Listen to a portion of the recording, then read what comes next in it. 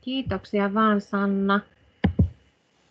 Ja huomenta vaan kaikille. Mukavaa, että olette jokunen tullut sinne paikallekin. Eli mä oon Sirpa Kortelainen ja olen tuossa Äänekosken kaupungilla projektipäällikkönä Vihreä uusiutuva Äänekoski-hankkeessa. Mulla on tausta tuolta Jyväskylän yliopistosta, missä olen opiskellut yritysten ympäristöjohtamista. Mulla on itselläni ollut semmoinen pieni viheralan yritys muutaman vuoden, mutta sitten siitä oikeastaan halusin siirtyä tekemään näitä ilmastotöitä täyspäiväisesti. Pääsin sitten onnekseni tänne Äänekosken kaupungille tekemään tätä hanketta. Ja eilettäin me oltiin niin onnekkaita, että meillä aloitti tässä hankkeessa myös sitten kaverin sain tähän. Ja Merja voisi varmaan esitellä sitten itsensä myöskin. Ole hyvä vaan. Joo, kiitos Sirpa. Eli Viitala-Merja täällä nyt äänessä. Eli tosiaan aloitin ihan vasta tässä hankkeella projektiassistenttina ja mulla on semmoista pienimuotoista hankekokemusta taustalla. Kerocenteri ikääntyneille ihmisille siinä suunniteltiin semmoista uudenlaista toimintaa, eli yrittäjien kanssa siinä oltiin tekemisissä ja sitten mulla on biologitaustaa ja merkonomitaustaa, eli tämä yrittäjyys ja luonto on hyvin lähellä sydäntä ja tämä on äärimmäisen niin kuin kutkuttava tilanne olla nyt mukana tässä Vihreä uusiutuva Äänekoski-hankkeessa ja katsoa, mitä me saadaan sitten Sirpan kanssa tässä aikaa, että todella mielenkiinnolla odotan, että mihin tämä hanke vie Äänekoskeen ja minua myös. Kiitos. Jees, hyvä. Mä ajattelin ihan lyhykäisesti kertoa tästä meidän hankkeesta ensin. Eli kyseessä on EAKR-rahoitteinen hanke ja sitten kuten noista monista logoista tuosta voi huomata, niin rahoittajana on Keski-Suomen liitto ja tietenkin myös Äänekosken kaupunki osuudellaan. Ja Äänekoskihan liittyi ensimmäisenä keskisuomalaisena kuntana HINKU eli hiilineutraalit kunnat -verkostoon 2019 syksyllä. Ja sekin logo sitten tuossa näkyy. Se oli tämän meidän hankkeen ensimmäinen tavoite itse asiassa tähän HINKU-verkostoon liittyminen ja tärkeä siinä mielessä, että sillä tavalla heti testattiin ja saatiinkin päättäjien sitoutuminen päästövähennystavoitteisiin. Ja näissä päästövähennystavoitteissa ja ilmastotyön onnistumisessa niin kunnassa kuten yrityksessäkin on se johdon sitoutuminen ihan ehdottoman tärkeää. Ja mennään seuraavaan. Onko mä muuten joo. Eli te näette nämä mun slaidit, näettekö? Kyllä näkyy. Joo. Hyvin näkyy. Eli tämäkin tuli sitten kysyttyä tässä vaiheessa. Okei. Eli tässä näitä meidän hankkeen tavoitteita. Vähän tavoitteenahan meillä on täällä Vihreä Äkis-hankkeella luoda ympäristöohjelma kaupunkikonsernille. Ja tämä alkaa nyt olla valmiina lähteekseen sitten sille isolle kierrokselle kommentoitavaksi ja toivottavasti valtuuston hyväksyttäväksi keväällä. Tavoitteena on myös löytää sopivia sekä uusia keinoja kestävän kehityksen edistämiseksi ja kuten kaikessa kunnan toiminnassa, niin edistää hyvinvointia ja elinkeinoelämän edellytyksiä. Ja näitähän me tehdään sitten paitsi tarkastelemalla ja vähentämällä kaupunkikonsernin omia päästöjä, myös osallistamalla ja motivoimalla asukkaita ja alueen yrityksiä sekä muita sidosryhmiä. Ja tästä sitten seuraavaan sivuun. Tässä on näitä aiheita, jotka on noussut Äänekoskella tärkeiksi ilmastotyössä. Ja toi liikenne nyt nousee sieltä suurimmaksi oikeastaan, se on se, joka aiheuttaa eniten päästöjä. Jätteen vähentäminen ja jätehuollon päästöt on tärkeitä, ne puhuttelee asukkaita. Jätehuolto ja kierrättämisen mahdollisuuksia pyritään parantamaan ja varsinkin tämä muovin kierrättäminen on tietenkin nykyään se mistä puhutaan paljon, mutta toinen asia, mikä on oikeastaan huolestuttavaa, on se, että kokonaisjätteen määrä kasvaa ja yhä biojätteen määrä sekajätteen seassa on suurta. Eli siinä riittää kyllä työtä vielä meillä. Kaupungin omissakin toimissa on vielä huomattavasti kehittämisen varaa näissä jäteasioissa, mutta onneksi meillä on todella ansioitunut ja hyvin homman hoitava jätehuoltoyhtiö Sammakkokangas mukana myös tässä hankkeessa. Uusiutuva energia on yksi merkittävä tekijä. Ja vaikka Äänekosken Energia tuottaakin lähes kaiken lämmön jo uusiutuvilla, niin sähkönkulutuksen osuus päästöissä on vielä iso.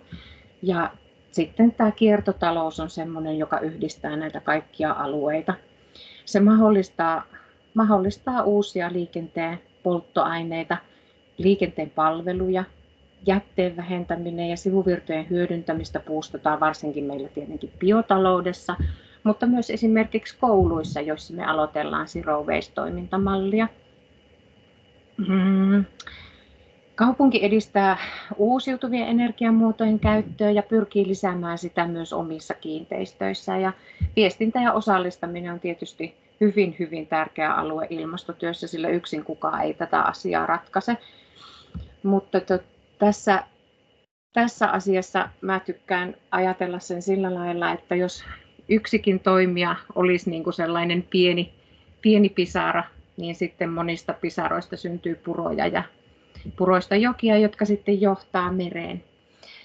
Kaupunkilaisten saaminen mukaan tähän toimintaan on tärkeää, sillä yleisesti ottaen kaupungin hallinnon toimien osuus päästöistä on vähäisempi kuin asukkaiden elintavoista ja yritysten toiminnasta aiheutuvat päästöt. Ja Äänekoskella päästöjä seurataan tämän HINKU-laskennan mukaisesti, eli hiilineutraali Suomi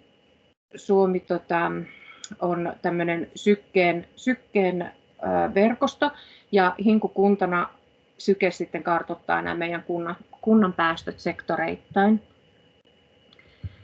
Ja sitten mä ajattelin, että mä ehkä, katsotaanpas oliko siellä seuraavalla, oli vielä sitten nämä, että mitäs meillä on niin kuin menossa tällä hetkellä hankkeessa.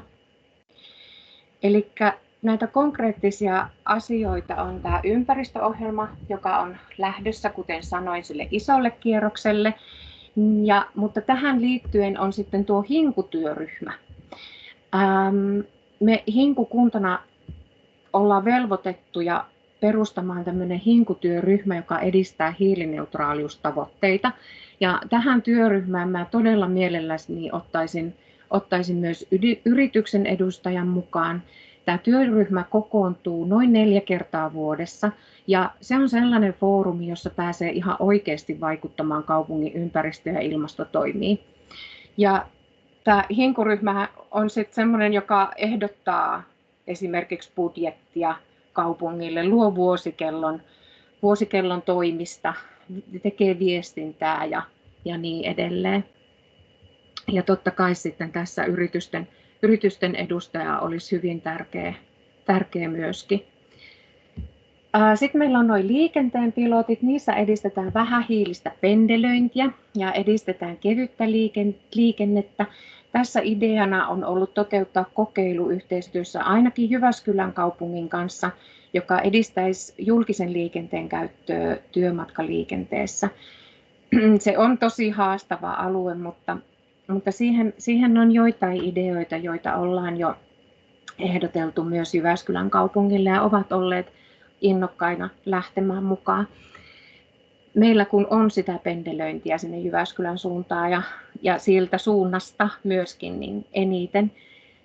Ja tarvitaan yhteistyötä kuntien, yritysten ja liikennöitsijöiden kanssa näissä toimissa. Sitten tuo uusiutuva äänekoskelainen kokeilu on kokeilu asukkaille, joissa asukkaat voi kaupungin ja tukiverkoston tuella kokeilla vähähiilistä elämäntyyliä kuukauden verran. Tähän on lähtenyt nyt mukaan muutama yhdistys ja haluaisin tarjota myös yrityksille mahdollisuutta osallistua kokeiluun. 2 eri tavalla voisi osallistua. Eli yritys voi ensinnäkin tarjota kokeilijoille omia palvelujaan tai tuotteita hieman alennettuun hintaan. Ja tässä sitten tietysti saa vastapainoksi näkyvyyttä näkyvyyttä kaupungin somekanavilla ja materiaaleissa ja muissa. Ja pääsee ehkä ääneenkin sitten kertomaan omista tavoitteista asukkaille ja niin edelleen. Ja toinen tapa on lähteä mukaan kokeiluun osallistumalla näihin työpajoihin, joissa saa tietoa ilmastokestävästä liiketoiminnasta ja apua siinä alkuun pääsemisessä. Nämä työpajat järjestetään yhteistyössä Keski-Suomen ympäristöosaajien kanssa. Ja näistä mä juttelen tosi mielelläni ja kuulen teidän ideoita osallistamisesta ja vaikuttamisesta. Mutta mennään eteenpäin vielä. Tässä on vähän ilmastokumppanuudesta lisää, että tämäkin on osa sitä ilmastokumppanuutta, nämä hinkufoorumit ja tämmöiset muut. Mutta sitten se, mitä tällä niin kuin pyritään tekemään, pyritään edistämään kestävää yritystoimintaa ja päästöjen vähentämistä ja tuetaan yrityksiä palveluja ja tuotteiden kehittämisessä ja siinä pitkän tähtäimen suunnitelman kehittämisessä. Ja tuossa on itse asiassa tuo yksi hiilineutraali suomi.fi-sivustoltakin löytyvä video, jonka mä haluaisin teidän kanssa jakaa. Ja mäpäs nyt kokeilen, että me saadaan se toimimaan. Pikkuinen hetki.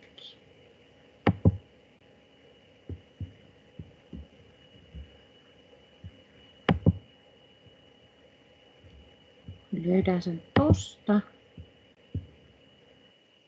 Näkyykö maapallo siinä nyt? Kyllä näkyy. Hienoa.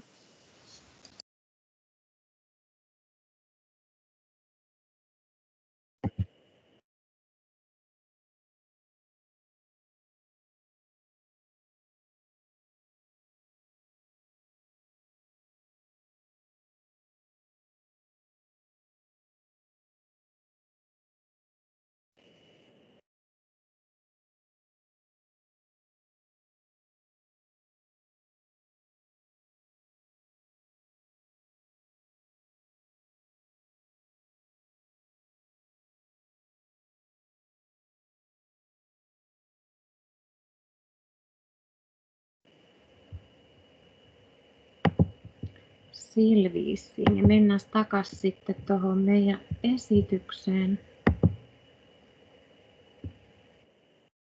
Aha, siellä lähti joku.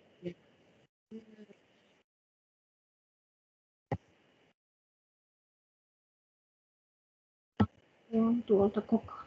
Noin, mentiinkö takaisin esitykseen? Kyllä. Hienoa, kaikki toimii niin kuin pitääkin.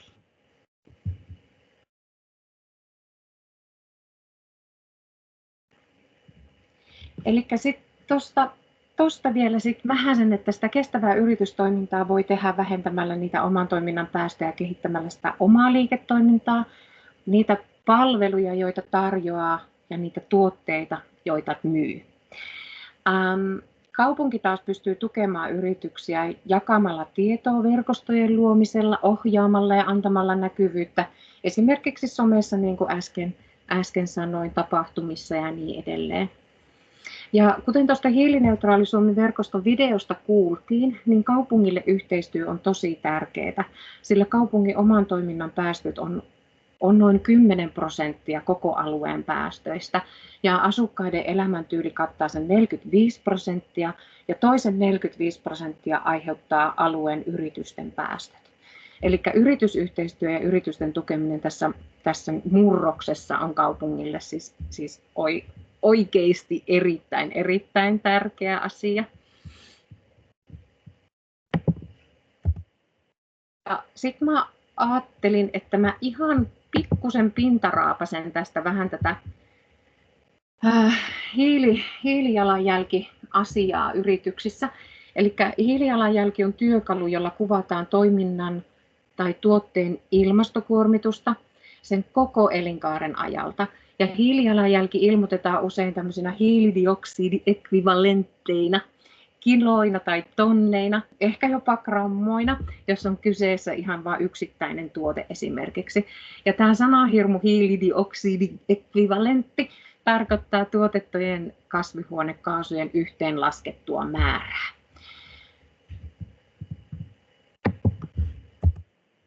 Tässä on sitten näkyvillä äänekoskelainen CO2-luku, ja se oli 2018, siis nämä on koko kaupungin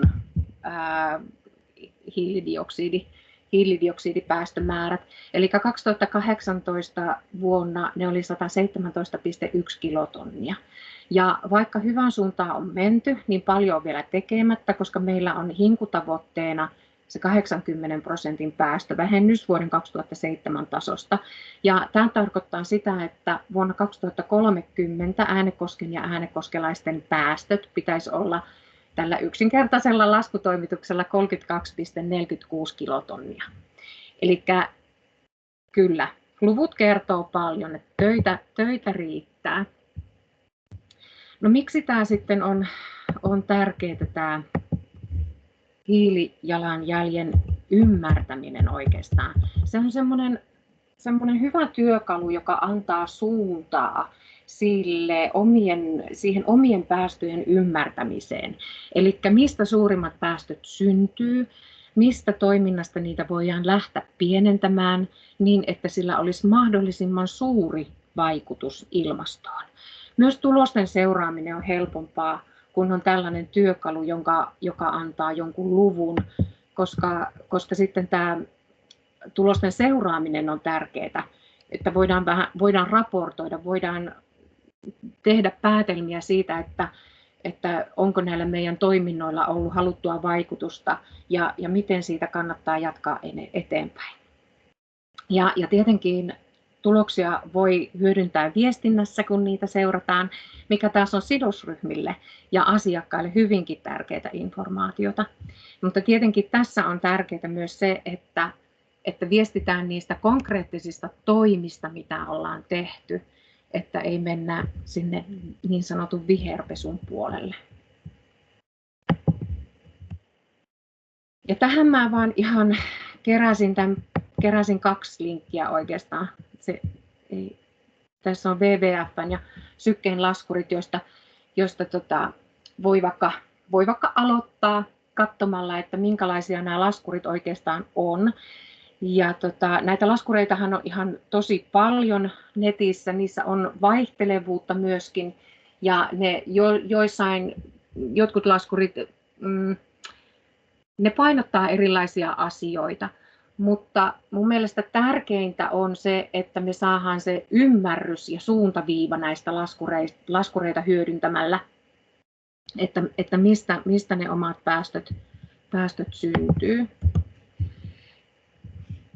No miksi yritys haluaisi hallita omaa hiilijalanjälkeensä?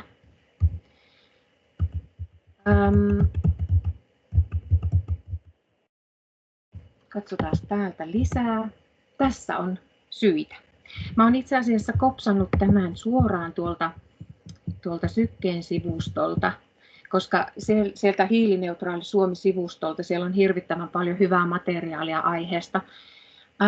Eli miksi yritysten pitäisi ottaa ilmastotyö ja toimintansa aiheuttamat päästöt vakavasti? Yksinkertaisesti sanottuna se on yrityksille hyödyllistä, ja mä oikeasti sanoisin, että se on tässä vaiheessa jo tarpeellista. Tähän kuvaan on jaoteltu hyvin liiketoiminnalliset syyt. Se on regulaation liittyvät syyt, sidosryhmien vaatimukset, markkinoiden muutos ja fyysiset muutokset. Ja näillä monilla on myös yhteys toisiinsa. Ja yrityksen täytyy huomioida ne vauhdilla tässä meidän muuttuvassa toimintaympäristössä. Mutta päästöjen vähentämisessä on myös monia etuja. Liiketoiminnallisesti energia- ja materiaalien säästäminen säästää myös rahaa. Tämä on varmastikin erittäin selkeää jo kaikille, mutta muitakin syitä on monia. Vastuullisuushan on jo maailmanlaajuinen megatrendi, ja yhteiskunnassa tapahtuvat muutokset vauhdittaa siirtymistä kohti kestäviä liiketoimintamalleja. Toinen megatrendi, digitalisaatio, olipas vaikea sanoa, mahdollistaa monia yrityksiä laajentaa toimintaansa tai muuttamaan toimintatapoja kestävämmäksi. Ja kiertotalouden innovaatiot mahdollistaa näiden sivuvirtojen käytön materiaalina tai energiana ja tällä tavalla taas sitten vähentää kustannuksia. Kannattaa ajatella myös henkilöstöä, sillä omaan työhön vaikuttaminen ja se, että voi toimia omien arvojen mukaisesti työssään, parantaa työmotivaatiota, se parantaa jaksamista sekä sitoutumista yritykseen. Arvot merkitsee ihmisille myös työnhakijoina ja tekijöinä yhä enemmän. Maine ekologisena ja vastuullisena toimijana on myös yksi asia, jonka voi hyvin ottaa huomioon. Kuluttajat on yhä tietoisempia ja valitsevat yhä useammin vastuullisesti tuotetun tuotteen tai palvelun. Ja tästä nyt sanon vain siksi, että on hyvä asia huomioida, koska ei haluta antaa sitten tämmöisiä false pretense-kuvitelmia, että ne täytyy oikeasti sitten myös linkittää siihen omaan toimintaan. Mutta sitten hyvin tärkeä asia on tuo myös, että sijoittajat tekevät yhä enemmän päätöksiä vastuullisuuskriteereillä. Pörssisäätiönkin mukaan vastuullisesti toimiva yrityksen arvo on pitkässä juoksussa parempi kuin ei-vastuullisen, eli voisiko sanoa tämmöisen vähän välinpitämättömän yrityksen. Ja näitä laatikoita kun tarkastelee, niin selviää, että ilmastonmuutos on monimerkityksellinen ongelma, ja siinä ei tarkastella ainoastaan yksittäisiä riskitekijöitä, vaan laajempaa kokonaisuutta. Meidän täytyy huomioida tieteellinen tieto ja sidosryhmien ja asiakkaiden arvo ja vaatimukset. Nämä muokkaa tulevaisuudesta voimakkaasti niin päätöksentekoa kuin yritysten toimintaympäristöäkin. Valtiolla ja EUlla on omat ilmastotavoitteet ja niiden toimesta lait ja muut ohjauskeinot tähtää kestävään kehitykseen. Tulee uusia lakeja ja niin edelleen.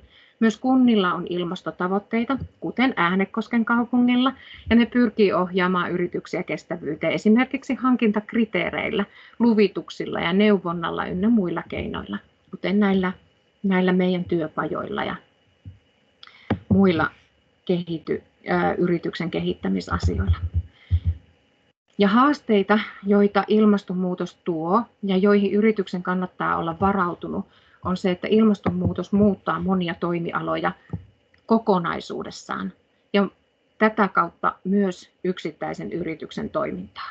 Eli passiivisuus tässä vastuullisuudessa tarkoittaa sitä, että kriiseihin ajaudutaan ja niistä koitetaan selviytyä, kun taas aktiivinen lähestyminen tarkoittaa sitä, että ilmasto ja ympäristö otetaan yrityksen toiminnassa huomioon, ympäristöosaamista vahvistetaan ja näin saadaan aikaan kasvua ja kilpailuetua.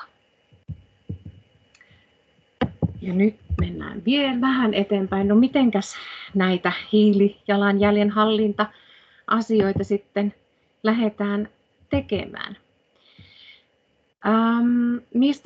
Mistä sen voisi aloittaa? Tämä on laaja aihe, mutta tässä ihan nopea pintaraapasu siitä, että miten yrityksessä voi lähteä liikkeelle. Kaikki lähtee tietenkin liikkeelle arvoista.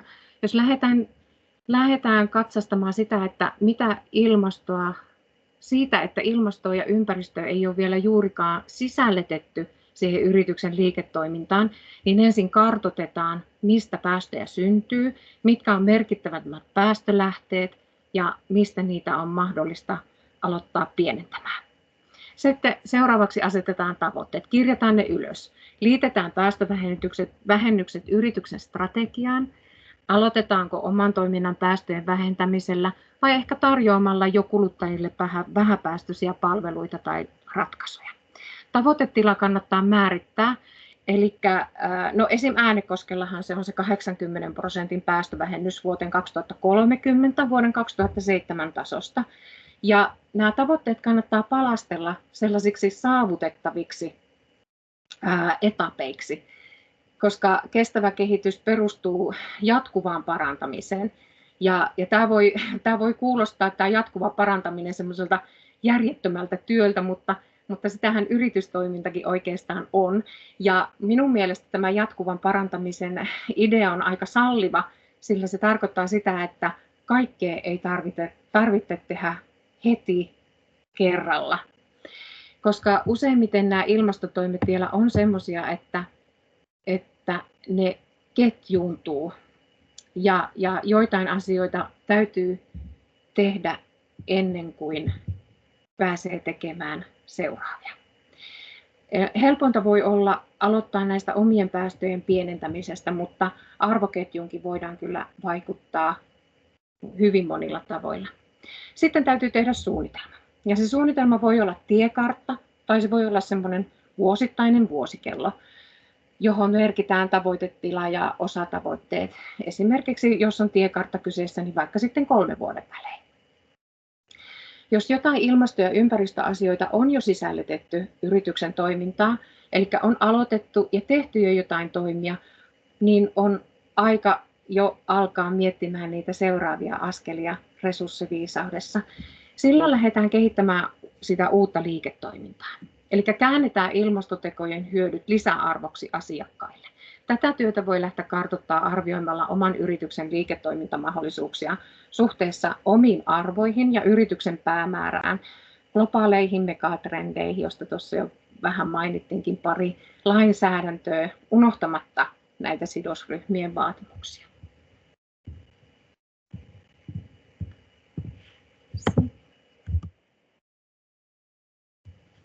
Mä mietin, että mä voisin hyvin nopeasti kuitenkin vielä mennä. Ehkä meillä on muutama minuutti vielä, mä ajattelin tässä aikaa tähän, niin menen vähän syvemmälle tähän hiilijalanjälkeen jo heti. Eli yritysten päästöt voidaan jakaa tämmöiseen 3 eri skouppiin. Vähän niin kuin ulottuvuuksiin, mitä se olisi suomeksi, tai tasoihin, sen mukaan miten ne syntyy. Eli meillä on nuo suorat päästöt, joka on tuo scope 1, epäsuorat päästöt, joka on scope 2, ja toiset epäsuorat päästöt, eli nämä on sitten toimijoiden ja tuotteiden käytöstä aiheutuvat päästöt tässä scope 3. Tässä on tämmöinen aikamoinen kaavio ja kuva, jossa esitetään näiden eri päästölähteiden yhteys yrityksen toimintaan. Niin kuin huomaatte, niin noita Scope 3 epäsuoria päästöjä on huomattava määrä, ja ne jakaantuu tuotannon alkuvaiheen päähän, eli upstreamiin, ja loppupäähän downstreamiin. Alkupäässä on siis noita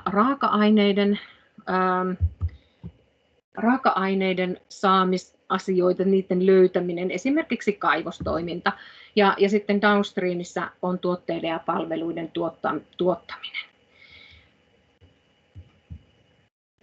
Otetaan seuraava, ei mennä tähän nyt tämän enempää. Tässä on nopeasti noista suorista päästöistä vielä, eli ne on semmoisia päästöjä, jotka yritys omistaa ja joita yritys voi kontrolloida suoraan siinä omassa toiminnassaan. Ja sitten on nämä Scope 2 päästöt, on niitä epäsuoria päästöjä, jotka yritys ostaa. Tähän lasketaan oikeastaan ainoastaan sähkö, lämpö ja jäähdytys. Ja nämä on semmoisia ostettuja juttuja, jotka se yritys tarvitsee suoraan siinä omassa toiminnassa. Ja sitten on vielä ne Scope 3 päästöt, ja nämä on niitä vaikeimmin hallittavia päästöjä. Ne on niitä päästöjä, jotka aiheutuu yrityksen toiminnasta, mutta on peräisin lähteistä, joita yritys ei itse omista tai voi kontrolloida. Ja katsotaan, oliko mulla, tuossa oli vielä sitten, että näihin kuuluu sitten esimerkiksi tuo myytävien tuotteiden kuljetusten päästöt, investoinnit ja ihan sitten end of life, jätteen käsittelyn päästöt niin edelleen ja niin edelleen. Ja tuo jätteen käsittelyn päästötkin on yksi sellainen osa, mistä nykyään puhutaan tosi paljon, että pitäisi siinä palvelun ja tuotteen suunnittelussa jo miettiä sitä, että mikä se on sen tuotteen sitten se lopullinen sijoituspaikka, kun asiakas on sitä jo käyttänyt, että mihin se sitten päätyy. Ja nämä ilmastoasiat ja päästövähennykset voi tuntua aika haastavilta, mutta kuten sanottu, niin kannattaa tehdä ne monesta eri syystä ja palastella. Ja tärkeintä ehkä yhteistyössä. Yhteistyössä me voidaan jakaa asiantuntijuutta puolin ja toisin. Kunnat ja valtio tekee hankintoja, joihin tulee enemmän ympäristöasiat mukaan kriteereissä. Ja sitten on tietenkin tämä uuden luominen ja hankkeet ja toimintojen synergia. Uusista kumppanuuksistahan voi syntyä vaikka mitä. Ja meidän pitäisikin mun mielestä enemmän ajatella yhteistyön ja synergian löytämistä ja rakentamista kuin sitten tämmöistä hampaat irvessä kilpailua ja salailua. Ja tässä vielä näistä työpajoista ja webinaarista, joka on tulossa. Webinaari on 12.3. ja työpajat 24.3. sekä 16.4. Näissä voi aloittaa sen oman ilmastotyön näissä meidän työpajoissa. Nämä meidän työpajat on siis suunniteltu nimenomaan PK-yrityksille ja niissä konkreettisesti lähdetään alusta pitäen miettimään ensin niitä omia päästölähteitä ja minkälaisissa prosesseissa niitä syntyy ja sitä kautta tekemään sitä strategista päätöstä, anteeksi aamutuimaan ei kieli taivu näköjään vaikeisiin sanoihin, mutta strategista päätöstä ja suunnitelmaa. Tuossa elinkeinoyksikössä meillä on nyt ollut jälleen alkamassa Kasvun silta-projekti, jossa on suunnattu jo enemmän liiketoiminnan kehittämiseen. Eli mä ajattelisin, että jos on tehnyt nämä alkuarviot ja sisältänyt ympäristö- ja ilmastotoimia jo siihen omaan bisnekseen, niin on hyvä rohkeasti lähteä miettimään jo sitä kilpailuetua. Ja miten kehittää resurssiviisaita palveluita ja tuotteita, sillä kaikkein merkityksellisintä on kulutuksen pienentäminen joka ikisellä sektorilla oikeastaan. Ja menestyvän liiketoiminnan täytyy tulevaisuudesta päästä kytkeytymään irti luonnonvarojen liikakäytössä. Ja mä luulen, että jos Widgrenin Arto on linjoilla, niin hän ehkä haluaisi sanoakin sanasen tuosta Kasvun sillasta. Joo, hyvää huomenta vaan tässä linjoilla ollaan ja kuunnellut tätä avausta tässä. Ennen kuin tavattiin, niin tämä hyvinkin täydentää vielä sellaisia asioita, joita emme ehtineet siinä käydä, mutta Kasvun silta kuitenkin niin kuin lähtee siitä, että siellä tunnistetaan yrityksen niin kuin tämänhetkinen tilanne, mitä nyt todella tapahtuu ja koitetaan hahmottaa niitä keskeisiä tai tärkeimpiä kehittämisen tulevaisuuden niin kuin suuntaviivoja ja oikeastaan vähän niin kuin, että kun tarvitsisi tehdä jotakin, niin mitä nyt sitten pitäisi tehdä. Mutta tämä on niin merkittäviä asioita nämä kestävän kehityksen tavoitteet ja tämä vastuullisuusasia, että se on hyvinkin loistava näkökulma miettiä niitä tuotteita ja palveluita ja ottaa mukaan siihen kokonaispalvelun muotoiluun, koska silloin tulee asiakaskin siihen kokonaisuuteen mukaan, niin näitä tässä Kasvun sillan tämän helmi-maaliskuun aikana niin voidaan yrittäjien kanssa käydä läpi ja sitä kautta sitten piirtää niinku niitä kehittämisen polkuja, mitä sitten lähtee yrityksellensä hankkeistamaan tai osallistuu ja yhdistyy joihinkin muihin hankkeisiin tai johonkin koulutukseen tai valmennukseen, mutta ne sieltä paljastuu sitten sen Kasvun sillan matkan aikana.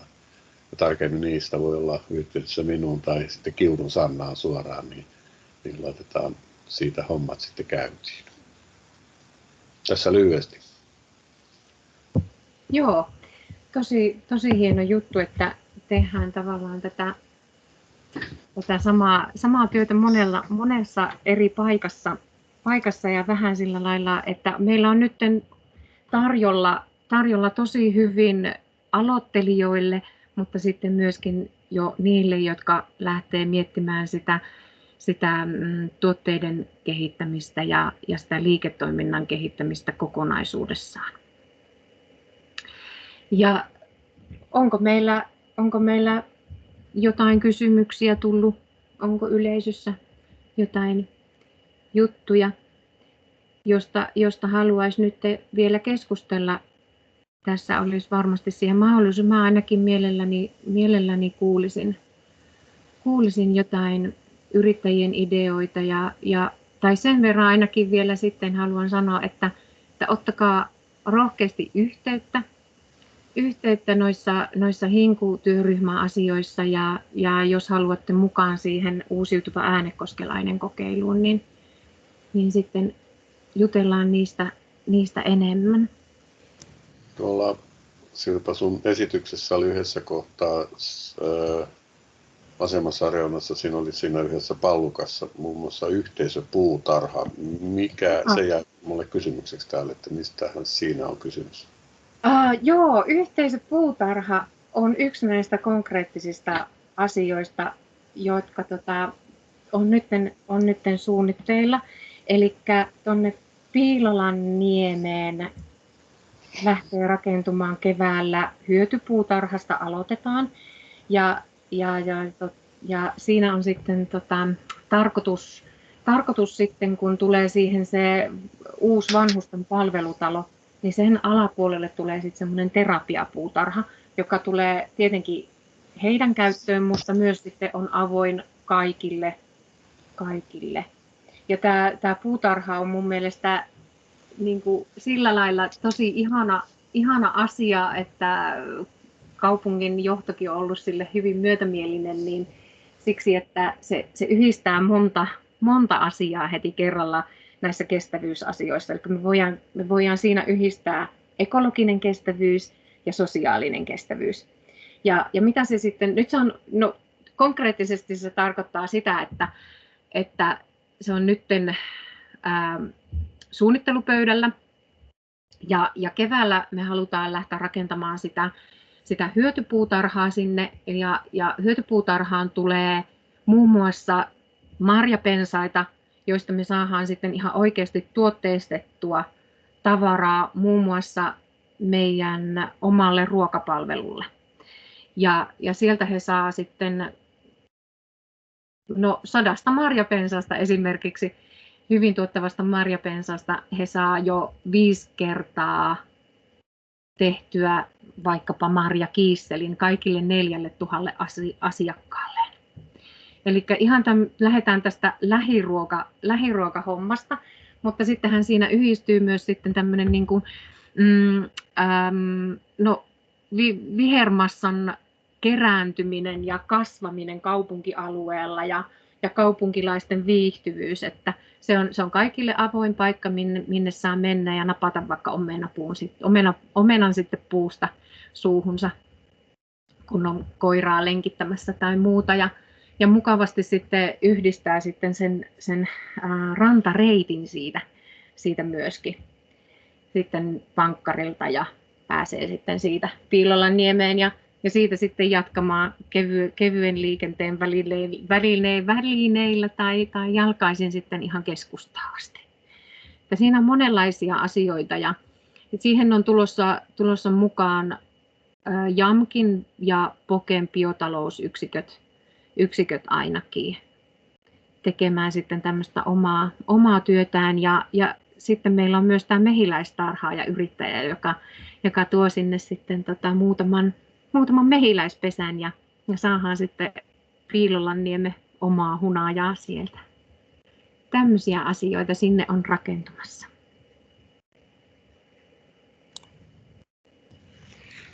Kiitos Sirpa, tosi paljon. Tämä oli mielenkiintoinen esitys ja mä ainakin laitoin tuonne jo kalenteriin, että 12.3. tämä aloituswebinaari, niin ehdottomasti niin sitä markkinoidaan lisää ja koitetaan kaikki osallistua siihen sitten. Ja hei, täällä Äänenhubilla nämä tiistai-aamukahvit jatkuu Teamsissa hybridinä, katsotaan tilanteen mukaan. Ensi viikolla meillä on matkailuhankkeesta infoa, eli 2.3. kello, 23.2. menee sanat sekaisin kello 9-10. Kiitos ja Sannalla oli vielä tämän viikon kasvuopenista asiaa. Kyllä, joo. Eli huomenta. Sanna Kiuru on täällä äänessä ja tosiaan niin kuin Arto kertoi tuossa, niin meillä haetaan tällä hetkellä kasvusiltaan yrityksiä ja siihen mielellään olette tervetulleita kaikki. Ja tämän viikon torstaina kello 10-11 on webinaari kasvua koronasta huolimatta. Eli Kasvu Open on tarkoitettu tänä vuonna myöskin koronasta toipumiseen ja siihen uusien keinojen löytämiseen. Niin meidän Business Äänekoski-sivulta löytyy tietoa ja linkki tähän webinaariin. Ilmoittautukaa mukaan kaikki siihen ja Äänehubille myöskin me voidaan seurata tätä tilaisuutta. Mutta tosiaankin kotikoneelta pääsee mukaan siihen webinaarin, kun käy ilmoittautumassa.